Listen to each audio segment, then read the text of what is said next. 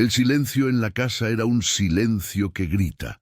Después del entierro, todo pareció derrumbarse con más fuerza que cuando la enfermedad se llevó a su padre. No era solo su ausencia lo que dolía, sino lo que había quedado en su lugar. La voz fría y cortante de su madrastra, su mirada que no ocultaba su desprecio y la rutina que lentamente se había convertido en castigo. Con ella, hasta el aire parecía pesar más. Los hermanos, 3 de entre 14 y 20 años, aprendieron rápidamente a caminar en 1901. Silencio, a ocultar el hambre, a soportar humillaciones en silencio y a ocultar su tristeza como si fuera un delito. La casa que una vez olía a pan en el horno, ahora tenía el amargo sabor del miedo. Ya no había retratos en las paredes, ni tampoco sonidos de risas, solo órdenes, castigos y puertas cerradas desde dentro. Intentaron resistirse durante un tiempo, quizás para honrar la memoria de su padre, quizás con la esperanza de que las cosas mejoraran, pero no mejoraron. Las comidas se convirtieron en sobras, las habitaciones en celdas y los días en una espera constante por algún estallido de ira. La más pequeña, Clara, empezó a tener ataques de llanto que apenas podía contener, y el mayor, Julio, pasaba las noches intentando planear una salida, cualquier salida, que los salvara de aquella pesadilla. Nadie habló de huir inmediatamente. Huir era una palabra peligrosa y desesperada, algo sacada de una película. Pero lo cierto es que llegó una noche en que ya nadie hablaba de nada. Solo se miraron en silencio y lo supieron. Sabían que si se quedaban, algo dentro de ellos también moriría. Luego, en la oscuridad de un amanecer sofocante, dejaron atrás lo que nunca más podría llamarse hogar. La calle estaba desierta cuando salieron, cada uno con una mochila ligera a la espalda y una opresión en el pecho que no se podía expresar con palabras. El frío del amanecer se pegaba a los huesos, pero no era eso lo que hacía temblar los cuerpos. Era el miedo a lo desconocido, posibilidad de ser atrapado, a la incertidumbre de lo que vendría. Julio caminaba adelante, intentando mantener una postura firme, incluso sin saber exactamente hacia dónde se dirigía. Clara llegó en el medio, agarrando fuertemente la mano de Daniel, el del medio, quien intentó ocultar su pánico tragando fuerte. No tenían un plan, solo se tenían el uno al otro, y la certeza de que ya no podían vivir en ese lugar. Era poco, pero lo era todo. Caminaron durante horas, sin parar, hasta que el cielo empezó a aclararse. Les dolían los pies, les rugía el estómago, y el mundo exterior parecía tan extraño como el que habían dejado atrás. Pasaron por calles que nunca habían notado, rincones que no sabían que eran seguros. Cuando el sol salió por completo, estaban demasiado lejos para regresar, pero aún demasiado cerca del pasado para sentirse libres. Se sentaron en un banco del parque al azar, escondidos detrás de un árbol, tratando de recuperar el aliento y los sentidos. Julio miraba a su alrededor como un perro guardián. Clara apoyó la cabeza en el hombro de Daniel, exhausta. No hubo risas, ni lágrimas, solo un silencio diferente ahora. El silencio de la duda. ¿Qué harían a continuación? ¿A dónde irían? Julio pensó rápidamente, como si el pensamiento pudiera vencer al miedo. Consideró pedir ayuda en una iglesia o en un refugio, pero la vergüenza y la desconfianza hablaron más fuerte. ¿Y si no les creyeran? ¿Qué pasaría si los devolvieran? Él no pudo soportarlo, no después de haber dado el paso más difícil. Así que cuando Clara pidió agua, él se levantó sin responder y salió en busca de algo, cualquier cosa. Daniel se quedó allí con ella, tratando de mantener la calma a pesar de tener el estómago vacío y la cabeza dando vueltas. Por mucho que se hubieran escapado juntos, él sabía que ahora estaban solos. Fue entonces cuando ocurrió lo inesperado. Un hombre se acercó lentamente, con pasos lentos y una mirada demasiado atenta para ser solo curiosidad. No parecía una amenaza, pero la reacción inmediata de Daniel fue de alerta. Saltó y se paró frente a su hermana. El hombre, sin embargo, levantó las manos en señal de paz y habló con una extraña calma. «Ustedes son hijos de Vicente, ¿no?» La pregunta cayó en los oídos de Daniel como un trueno amortiguado. El nombre de su padre, allí, en boca de un extraño, hacía que todo pareciera irreal. Él no respondió. Simplemente miró al hombre, que parecía saber más de lo que decía. «Conocí a tu padre hace mucho tiempo», continuó el hombre. «Me salvó de un apuro. Nunca lo olvidé». Julio, que regresaba con una botella de agua, escuchó las últimas palabras y se acercó con el cuerpo tenso y los ojos entrecerrados. El hombre los observó con algo entre admiración y compasión. «¿Estás sola?», él preguntó. Julio ni confirmó ni desmintió. Él simplemente regresó con otra pregunta. «¿Qué quieres?». El hombre suspiró. «Ayuda. Eso es todo. Te vi desde lejos y reconocí tus ojos. Estos son los ojos de Vicente. Me contó mucho sobre ti». Julio aún dudaba, pero había algo en esa mirada que no se parecía en nada a la mirada de su madrastra. Era humano. Hacía calor. El hombre, que se presentó como Otavio, dijo que vivía cerca y que, si querían, podrían descansar un poco en su casa. Fue una oferta difícil de aceptar. La desconfianza era una armadura que se le pegaba a la piel. Pero el cansancio habló fuerte. Julio miró a sus hermanos. Daniel estaba pálido. Clara casi se quedó dormida de pie. Reflexionó. Pensó en las alternativas que no existían y finalmente asintió. Caminaron en silencio hacia una pequeña casa con un muro bajo y un jardín descuidado. Otavio abrió la puerta como quien abre un refugio en medio de una tormenta, y por unos minutos solo el silencio de un hogar desconocido los envolvió. La casa de Otavio era sencilla, pero olía a comida y a café recién hecho. Era un olor que hacía rugir el estómago, pero también calmaba el alma. No hizo muchas preguntas, no invadió su espacio. Nos dio toallas, nos mostró el baño, nos señaló un sofá, una hamaca, una silla, y luego fue a la cocina, murmurando que prepararía algo de comer. Julio se quedó alerta, pero poco a poco su cuerpo comenzó a ceder. Fue como si, al atravesar esa puerta, el dolor del mundo exterior se hubiera quitado los zapatos y pedido permiso. Clara se durmió primero, envuelta en una manta que había traído Otavio. Daniel miró al techo, como si intentara comprender lo que acababa de ocurrir. Cuando la comida estuvo lista, Otavio los llamó con una amabilidad vergonzosa. Comieron en silencio, pero con un hambre que decía mucho más que las palabras. Después se sentaron en la sala de estar. Fue allí donde Otavio contó algo que nadie esperaba oír.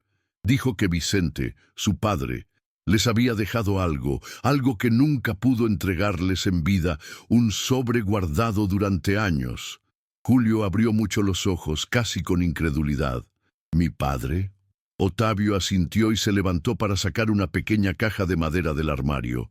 De allí sacó el sobre con los nombres de los 3 escritos a mano, con la letra temblorosa que Julio conocía bien.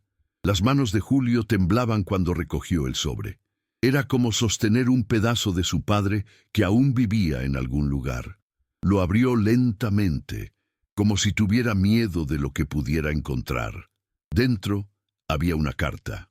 Las palabras comenzaron con una disculpa, por no haber protegido a sus hijos como debía, por no haber visto lo que ocurría bajo su propio techo. Vicente dijo que había estado enfermo más tiempo del que nadie imaginaba y que había confiado en la persona equivocada para cuidar a sus hijos. Llorábamos entre líneas.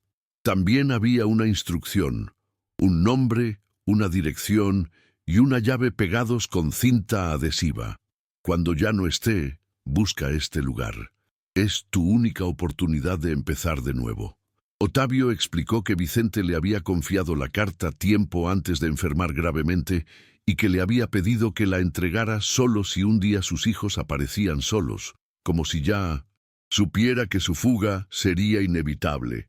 Él te amaba más que a nada, pero tenía miedo, equivocado, y trató de arreglarlo de la única manera que sabía. Las palabras no aliviaron el dolor, pero ofrecieron algo nuevo, significado. Julio miró la llave con una mezcla de ira, anhelo y esperanza. Daniel y Clara parecían demasiado pequeños ante todo, pero había un brillo diferente en sus ojos. Era como si por primera vez vieran una luz al final de un túnel que parecía no tener fin. A la mañana siguiente, la ciudad parecía diferente. Los sonidos de la calle, el olor del pan de la panadería de la esquina, el cielo despejado, todo contrastaba con los días anteriores, como si el tiempo hubiera decidido dar una tregua. Julio se despertó temprano, antes que sus hermanos, y se quedó un rato en el porche de la casa de Ottavio, con la carta de su padre en las manos y la cabeza dando vueltas. Pensé en la dirección, en la llave, en lo que podría estar esperándome al otro lado. Me pregunté si tendría la fuerza para continuar, para volver a confiar, pero cuando miró dentro y vio a Clara durmiendo pacíficamente por primera vez en semanas, supo que ya no era una elección. Fue el siguiente paso. Con la ayuda de Ottavio, lograron localizar la dirección indicada en la carta. Fue en otra ciudad, a unas horas de distancia, en una zona rural remota. Un sitio pequeño, pero registrado a nombre de Vicente desde hace años. Lo compró en una subasta y dijo que era para sus hijos, por si todo salía mal. Pensé que solo eran palabras enfermizas, pero ahora veo que era el único plan real que tenía, dijo Ottavio, con el tono de alguien que comprendía la urgencia de la redención. La idea de volver a dejar atrás un lugar seguro era aterradora, pero lo que la carta representaba era más grande. Era el deseo del padre darles lo que la vida les había robado. Partieron ese mismo día. Ottavio insistió en llevárselos, diciendo que era una vieja deuda con su padre. El viaje fue silencioso, con paisajes que pasaban lentamente ante la ventana, como si el mundo también quisiera respirar profundamente. Todos en el coche estaban lidiando con sus propios pensamientos. Clara sostuvo la carta contra su pecho. Daniel miró los campos como buscando respuestas en el verde. Julio, tranquilo, miró la llave en la palma de su mano, como si pesara más de lo que parecía. Era más que metal. Era una oportunidad de pasar una página escrita con dolor. Llegaron al lugar a media tarde. El lugar era sencillo, rodeado de árboles y vallas de madera desgastadas. Una pequeña casa, de techo bajo y ventanas polvorientas, los esperaba como una promesa olvidada. La llave encajó en la cerradura como si nunca hubiera salido de su lugar. Cuando la puerta se abrió, un olor antiguo llenó el aire. Madera, moho ligero y algo familiar que no podían nombrar, pero que les recordaba a su padre. No había muebles modernos, ni lujo, pero había camas, ollas, libros viejos y una foto de los tres hermanos sobre la chimenea, en un marco que nadie sabía que existía. Era imposible contener las lágrimas. Clara se desplomó en el suelo de la sala, sollozando como si estuviera limpiando su alma. Daniel lloró en silencio, con los ojos fijos en la foto. Julio permaneció de pie, con los puños apretados y el pecho agitado. Fue como si allí, sobre ese desgastado suelo de madera, todo el dolor tuviera finalmente un lugar donde caer. La casa no era solo un refugio, era testigo de un amor silencioso, de un arrepentimiento transformado en esperanza. Vicente puede que no lo haya hecho todo bien, pero dejó lo que pudo, un lugar, una oportunidad, una segunda vida. Los días que siguieron fueron de adaptación, de descubrimientos, de reconstrucción. Encontraron cartas inacabadas, registros antiguos e incluso herramientas de trabajo cuidadosamente almacenadas. Poco a poco, comprendieron que Vicente planeó ese sitio como un nuevo comienzo que él mismo no podría vivir.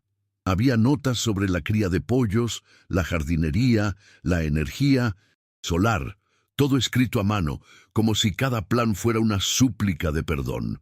Julio comenzó a limpiar la casa por dentro y por fuera. Clara plantó semillas en el patio trasero. Daniel arregló la cerca trasera. Y allí, entre la tierra, el polvo y el cansancio, nació una nueva fuerza. A veces el dolor regresaba, de noche principalmente. El recuerdo de su madrastra, la humillación, los días de silencio, todavía duelen. Pero la diferencia ahora era que el dolor tenía algo en que apoyarse. Ya no me sentía sofocado, ya no me sentía solo. Hablaron de ella poco a poco, a veces con palabras, a veces con gestos. Julio, que siempre quiso ser fuerte por todos, finalmente pudo ser frágil. Daniel, que siempre había intentado ser invisible, comenzó a encontrar su voz. Clara, tan pequeña, se convirtió en una gigante cuando volvió a sonreír. Era como si finalmente ocuparan el espacio que siempre les había sido negado. Otavio venía de vez en cuando trayendo provisiones, consejos e historias sobre su padre. Contó cómo Vicente era testarudo, pero generoso, cómo hablaba de sus hijos con ojos brillantes, incluso cuando estaba enfermo, incluso cuando todo parecía perdido. Estas historias llenaron huecos a los que ninguna letra podría llegar. Demostraron que su padre, a pesar de sus defectos, nunca los había olvidado. Otavio, sin darse cuenta, se convirtió en un vínculo entre el pasado y el presente, alguien que ayudaba a curar no con fórmulas mágicas, sino con una presencia constante y sincera. Con el tiempo, los hermanos aprendieron a cuidar la granja como si fuera parte de ellos. Vendieron verduras a los vecinos, criaron algunas gallinas y comenzaron a ganarse el respeto de la pequeña comunidad rural que los rodeaba. Nadie sabía toda la historia, pero todos vieron la unión de los tres y la admiraron. Todavía tenían mucho que aprender, mucho que crecer, pero ahora cada desafío parecía superable, porque ahora ya no estaban huyendo, estaban construyéndose. La libertad ya no era solo la ausencia de dolor, sino la presencia de un propósito, y eso lo cambió todo. Julio, mirando el atardecer desde el porche, dijo una vez en voz baja: «Sobrevivimos». Daniel, al oír esto, añadió: «Y ahora vivimos». Clara, sonriendo, simplemente les tomó las manos.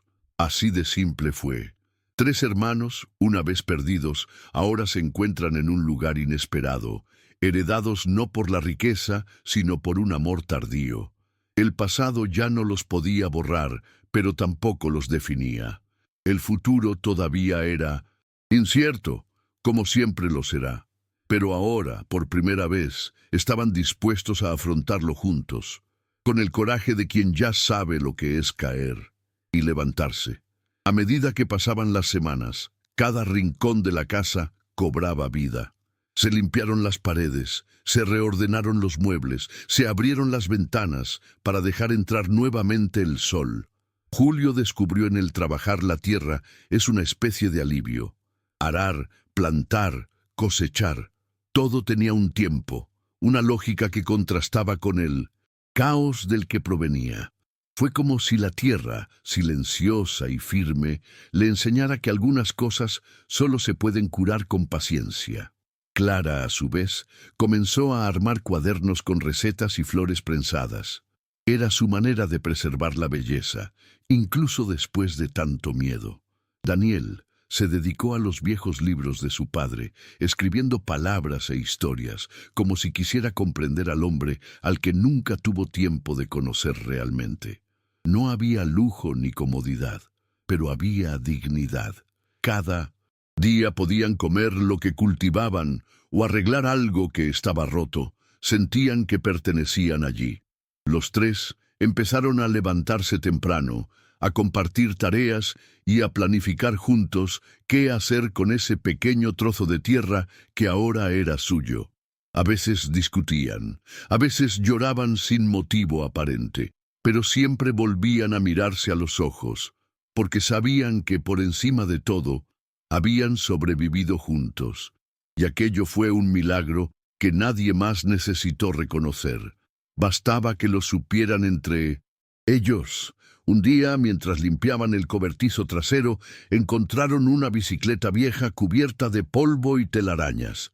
Clara sonrió como si viera un tesoro. Daniel corrió a buscar herramientas y Julio, al principio reticente, acabó ayudando. Era más que una bicicleta, fue un proyecto. Pasaron días reparando, pintando, ajustando. Cuando finalmente funcionó, fue como si hubieran recuperado una parte de su infancia que nunca pudieron experimentar. Clara fue la primera en pedalear, con el pelo al viento y una fuerte carcajada. Julio y Daniel corrieron tras ellos, riendo también, como si por unos minutos pudieran ser solo hermanos, sin pasado ni peso. Los recuerdos de su madrastra todavía llegaban, sobre todo en sueños. Había noches en las que Clara se despertaba asustada o Daniel gritaba mientras dormía. Julio, en esos momentos, simplemente se levantaba, preparaba té y esperaba que volviera el silencio. Nunca hablaron mucho sobre los abusos, como si las palabras fueran insuficientes o peligrosas, pero ellos lo sabían. Lo sabían por la manera como evitaban ciertos gestos, por el exagerado cuidado que tenían al hablar, por la forma como se protegían unos a otros. El dolor no había desaparecido, pero ahora tenía un nombre, tenía una forma y ya no los controlaba. Era solo una parte de lo que habían sido, no de lo que se estaban convirtiendo. En el pequeño pueblo que los rodeaba, poco a poco fueron ganando confianza. Comenzaron a vender mermeladas hechas por Clara, plantas de menta, huevos frescos. Los vecinos comenzaron a detenerse en la puerta para charlar, ofrecer ayuda, pedir consejos. Un hombre llamado Jaime le enseñó a Julio a podar árboles frutales. Doña Lucia enseñó a Clara cómo hacer jabón artesanal. Daniel se ofreció como voluntario para ayudar en la biblioteca de la escuela local. Todo parecía pequeño, pero era exactamente eso. Acumulación de gestos que transformaron el lugar en un hogar. El pasado todavía era una sombra, pero el presente ganó color. Un día recibieron una visita inesperada. Se trata de una trabajadora social de la ciudad, quien dijo que había recibido una denuncia anónima sobre menores solos en el campo. El corazón de Julio se aceleró. Por un segundo, todo el miedo regresó. Pero sorprendentemente, la conversación resultó diferente a lo que temían. Otavio había tomado contacto con antelación, explicando parte de la historia y asegurando que los hermanos estaban a salvo. El asistente pasó una tarde con ellos, conversando, observando. Al final, dejó los papeles para regularizar la situación y dijo: «Están haciendo más por ustedes mismos de lo que la mayoría haría. Sigan así». Fue la primera vez que se sintieron realmente vistos. Después de esa visita, algo cambió. Julio se dio cuenta de que ya no necesitaba vivir escondido.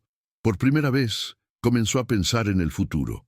Habló con Otavio sobre ir a la secundaria, tal vez hacer un curso técnico. Clara dijo que quería ser maestra. Daniel, sin saberlo con certeza, dijo que le gustaban las palabras, tal vez la escritura. Sueños aún tímidos, pero ya vivos. Ya no se trataba solo de sobrevivir. Se trataba de crecer, de ir más allá, de dejar huellas.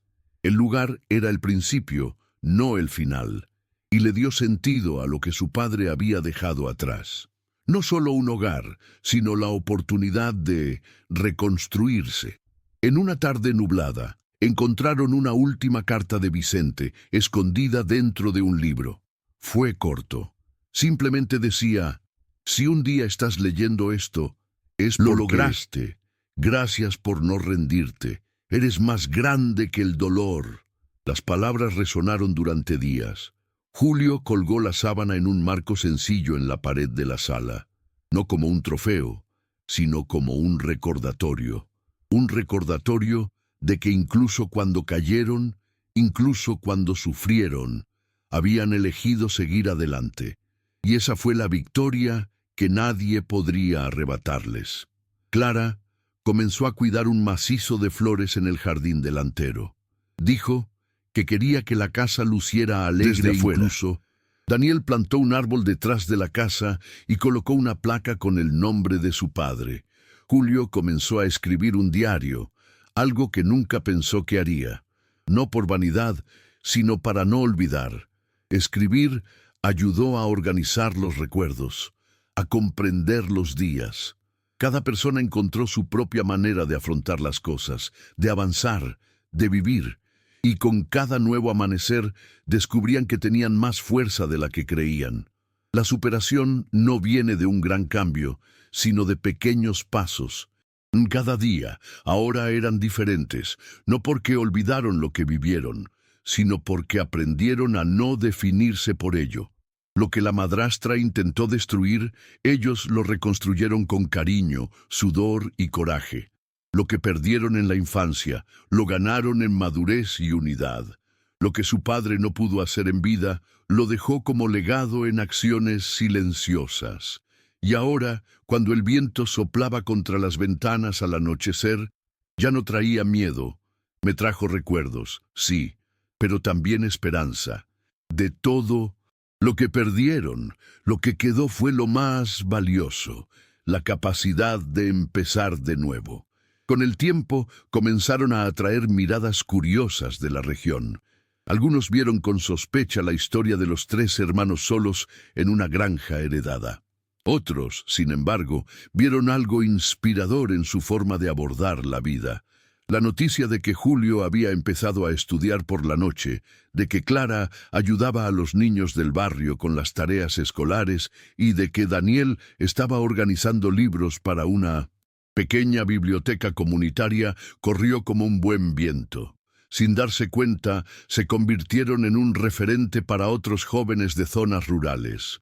No querían fama ni aplausos, pero era bueno saber que el dolor que enfrentaban ahora les daba vida. Otros. Un día una mujer apareció en la puerta, llevaba bolsas con ropa y comida. Ella dijo que escuchó la historia de un vecino y que la afectó. Recordé mi infancia. Nadie me contactó. No quiero que pases por esto sola. Julio no sabía qué decir. Aceptó los regalos con un nudo en la garganta. Fue extraño recibir ayuda. Estaban acostumbrados a luchar solos. Pero allí entendieron, aceptar el cuidado de los demás también era fortaleza. Poco a poco, la casa se convirtió en un punto de encuentro, un lugar de intercambio y sanación colectiva. Un hogar donde el dolor no fuera tabú y donde cada uno pudiera venir tal y como era. Hubo recaídas, momentos en los que Clara se encerraba durante días, en los que Daniel se irritaba sin motivo, en los que Julio sentía un cansancio que no venía del cuerpo, sino del alma. La superación no era lineal, y ellos lo sabían. Algunos días eran solo eso, días. Sin victorias no hay crecimiento, pero no por ello menos importante. Lo importante era no rendirse. Era recordar lo que ya habían pasado y que sobrevivir también significa resistir cuando todo parece detenerse. En aquellos días bastaba un gesto, un pan caliente hecho por Clara, una palabra escrita por Daniel, una valla reparada por Julio. Pequeños actos que decían, estamos aquí. Otavio todavía estaba presente. Trajo libros, semillas, consejos. Nunca invadido, nunca presionado. Solo apareció cuando sintió que podía contribuir. En una de estas visitas traje una pequeña caja de madera. En el interior, algunas fotografías antiguas de los hermanos cuando aún eran jóvenes, tomadas por Vicente sin su conocimiento. Lo guardaba como oro en paño. Siempre decía que lo eras todo para él, a pesar de sus muchos errores. Clara lloró. Quedó Daniel en silencio. Julio por primera vez dijo, «Perdonamos». Y allí, en esa tarde con olor a café y tierra mojada, algo ocurrió. Cerrado dentro de ellos. No como alguien que olvida, sino como alguien que decide seguir adelante sin cargar con un peso muerto. La temporada de lluvias ha llegado. El sitio cobró más vida que nunca. La arcilla dificultaba el trabajo, pero las plantas lo agradecieron. La estufa de leña se convirtió en el centro de la casa, donde Clara hacía pasteles y Daniel leía cuentos en voz alta. Julio se encargaba de las filtraciones, de las vallas, de los animales. Estaban cansados, sí, pero era un cansancio bueno, el cansancio de quien construye. Por primera vez no tuvieron que huir del frío ni de la oscuridad. Tenían refugio, tenían luz, se tenían el uno al otro, y sobre todo tuvieron el coraje de afrontar cada nuevo día, incluso con todo lo que ya habían vivido. Comenzaron a registrar su vida cotidiana en un blog sencillo, creado por Daniel con la ayuda de un profesor de la ciudad. La vida en el campo, entre raíces y nuevos comienzos. Ese era el nombre. Al principio pensaron que nadie lo leería, pero pronto comenzaron a aparecer comentarios de personas de todo el mundo, expresando gratitud, sintiéndose emocionados e inspirados. Me diste la fuerza para salir de casa. Recordé mi difícil infancia. Pensé que era el único que se sentía así. Eran voces que venían de muy lejos, pero que tocaban profundamente. Y por primera vez, los hermanos entendieron. Lo que habían experimentado no era solo dolor, era testimonio. Daniel comenzó a escribir crónicas. Julio contó sus experiencias con la tierra. Clara compartió recetas y reflexiones. El blog se convirtió en un puente entre dos mundos, el pasado marcado por el abandono y el presente tejido por la esperanza. Hablaron no como víctimas, sino como sobrevivientes. No ocultaron lo que habían vivido, pero tampoco permitieron que eso definiera quiénes eran. Y eso atrajo a más gente, más historias, más conexiones. El dolor que una vez aisló, ahora unió, y eso lo cambió todo. Una noche, mientras estaban tumbados en el suelo del patio trasero mirando las estrellas, Julio dijo, «No teníamos nada, ¿verdad?». Clara respondió, «Nos teníamos el uno al otro». Daniel añadió, «Ahora tenemos más». Y se quedaron allí, en silencio, mirando al cielo como si miraran hacia su interior. Sabían que aún surgirían dificultades, que la vida en el campo era dura, que el pasado a veces volvía, pero ahora tenían herramientas. Ellos tenían amor, tenían memoria sin miedo y sobre todo tenían fe. No la religiosa, sino la fe de quien ha visto la oscuridad y sabe que, aún así, la luz regresa. En la escuela de la ciudad, un profesor leyó una de las crónicas de Daniel a los alumnos. Muchos se sintieron conmovidos. Un niño levantó la mano y dijo, «A mí también me cría mi hermana. Creí que era el único así». Más tarde, el maestro le contó esto a Daniel y éste quedó sorprendido. «Tal vez estemos ayudando a más personas de las que creemos», dijo Clara. Y era verdad. Su historia, tan marcada por el abandono, ahora inspiraba pertenencia, y lo que una vez fue un escondite, ahora era un faro. Cuando cumplieron 1 año en la granja, tuvieron una pequeña cena. Invitaron a los vecinos Otavio, el maestro, el señor Jaime y doña Lucia. La mesa era sencilla, pan casero, verduras de la huerta, torta de maíz. Pero la sala estaba llena de risas, abrazos, historias. Julio miró a su alrededor y sintió un nudo en la garganta. Clara bailó con una vecina mayor. Daniel habló sobre libros, y él, allí de pie, comprendió de una vez por todas. La casa que buscaban no estaba hecha de paredes ni de muebles. Fue hecha de vínculos, de reconstrucción, de amor persistente. Un hogar nacido del dolor, pero florecido en libertad. A la mañana siguiente de la cena, Julio se despertó antes que los demás. Se fue sin hacer ruido, caminó hasta el pie del árbol plantado por Daniel y se sentó allí. El sol, apenas, tocaba el suelo y el silencio era casi sagrado. Allí solo recordó todo, del padre que lo intentó, de la madrastra que lastimó, de la huida desesperada, del miedo constante, pero también recordó la bicicleta reparada, los pasteles de Clara, las palabras de Daniel, la risa que lentamente volvía. Fue demasiado para un solo corazón, pero él perseveró. Estaba allí, completo. Por primera vez en mucho tiempo lloró sin vergüenza, no de tristeza, sino de alivio. Mientras tanto, Clara preparaba café, con el cariño de quien sabe que los pequeños gestos sostienen los días. Colocó flores sobre la mesa y dispuso 3 tazas diferentes, una para cada uno de ellos. Así demostraba su amor, con detalle. Cuando Daniel se despertó, encontró una hoja de papel con un poema escrito a mano. Cuando las raíces resisten, el tiempo florece. Fue su manera de decir gracias. No había nada grandioso allí, pero todo tenía peso. Habían aprendido que, después del trauma, vivir con ligereza era un logro. Lo que estaban tratando de hacer, transformar la vida en el hogar. Más tarde, los 3 decidieron recorrer el sendero que rodea el lugar. Ya había pasado tiempo desde que salían simplemente a pasear, sin ningún compromiso. La hierba alta, el olor a tierra húmeda, el canto de los pájaros, todo parecía más vivo. Clara dijo que una vecina quería aprender a hacer jabón con ella. Daniel dijo que soñaba con publicar un libro con las crónicas del blog. Julio dijo que estaba pensando en construir un invernadero para mejorar la producción. Era como si finalmente pudieran hablar del futuro sin sentirse culpables. Y eso, en sí mismo, fue una gran victoria. Al regresar de la caminata, encontraron un sobre en la puerta. En el interior, una carta escrita a mano, sin remitente. Decía: leí tu historia. Estoy intentando salir de una situación similar. Gracias por demostrar que es posible. Los hermanos se miraron en silencio. Era extraño.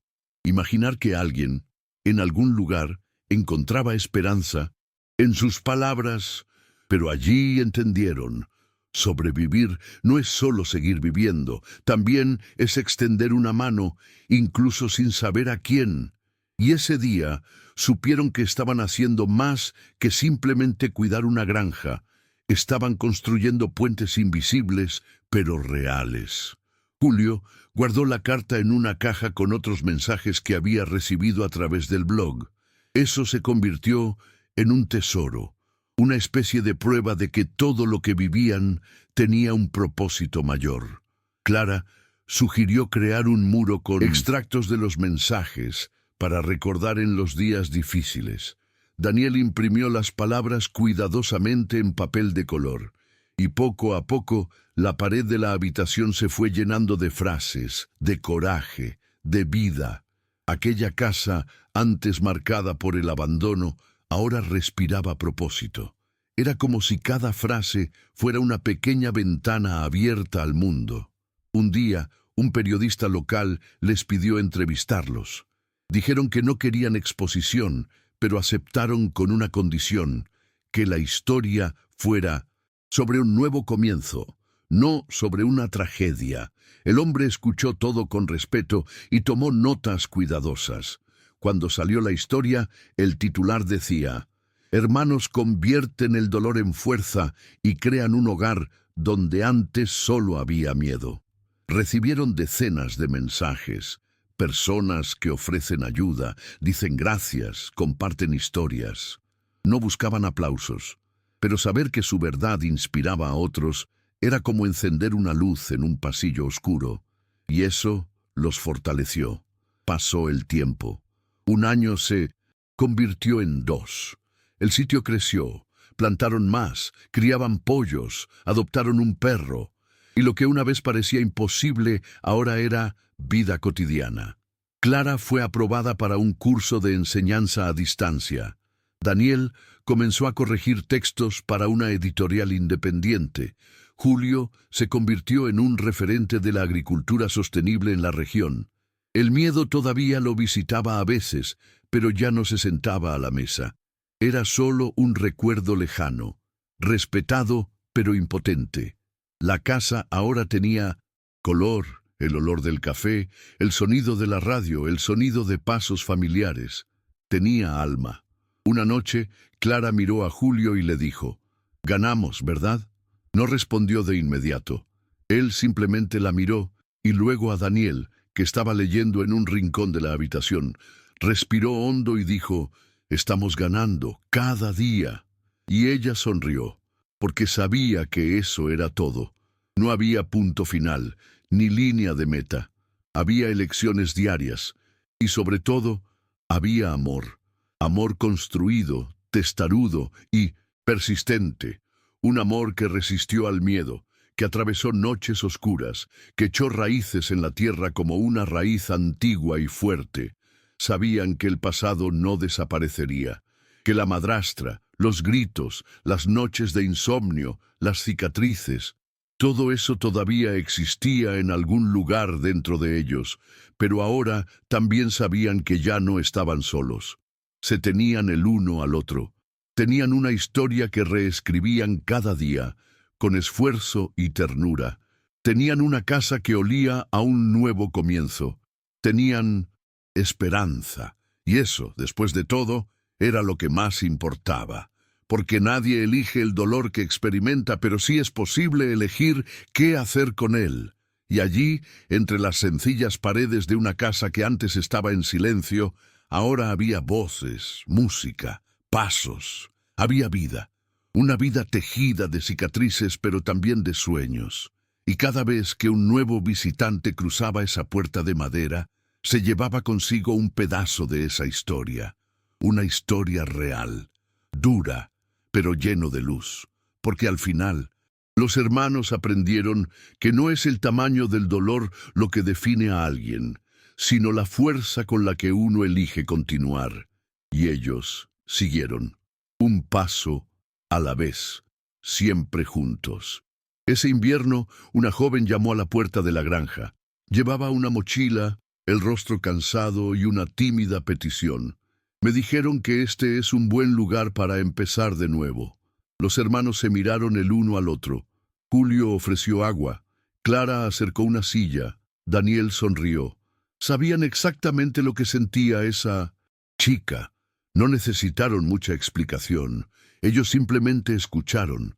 Por la noche, mientras dormía en el sofá de la sala, Clara susurró: «Nos toca ser lo que Otavio fue para nosotros». Y de alguna manera eso completó el ciclo. El dolor que una vez los quebró, ahora los unió con otros que necesitaban apoyo. No fue fácil. La joven traía miedos similares, silencios similares. Pero había espacio para eso. No había necesidad de ser fuerte todo el tiempo. Todo lo que tenías que hacer era ser honesto. A medida que pasaban las semanas, comenzó a ayudar en el jardín, a aprender recetas con Clara y a escribir junto a Daniel.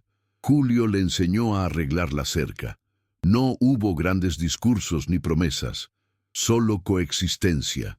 Y, en aquella casa de ventanas abiertas y días sencillos, ella fue, poco a poco, volviendo a ser ella misma, como lo hicieron sus hermanos antes que ella.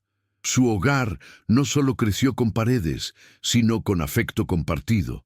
Un domingo soleado, todos se sentaron juntos en el porche, se reían de historias infantiles, recordaban malas recetas, tardes lluviosas y noches de insomnio. Julio miró a su alrededor y se dio cuenta de algo importante. Aquel lugar, nacido de tanto dolor, ahora era refugio de otros dolores. Y eso le dio sentido a todo. No habían borrado el pasado, pero habían construido un futuro sobre él, sin negarlo. Clara, sentada a su lado, le tomó la mano sin decir nada. Y Daniel, como siempre, lo transformó todo en palabras en un cuaderno viejo, con letra torcida, pero llena de verdad. Esa noche Clara escribió en su blog: «No importa de dónde vengas, importa dónde decidas echar raíces». La publicación se volvió viral. Llegaron mensajes de todo el país. La gente dijo que decidieron cambiar, romper ciclos y escapar del dolor. Otros simplemente estaban agradecidos de no sentirse ya solos. Y los hermanos se dieron cuenta de que estaban viviendo algo más grande que ellos mismos. Inspiraban coraje. Y esto nos enseña, se transmite. La casa de la granja ya no era solo de ellos. Era para quien lo necesitara, y esto los llenó de orgullo, pero también de responsabilidad. Con el tiempo, el lugar se convirtió en un referente. Se visitaron escuelas para aprender sobre el cultivo, sobre la resistencia, sobre el cuidado. Los estudiantes universitarios fueron allí para realizar investigaciones. Los periodistas regresaron para descubrir qué había cambiado. Pero nada le quitaba la sencillez de lo cotidiano.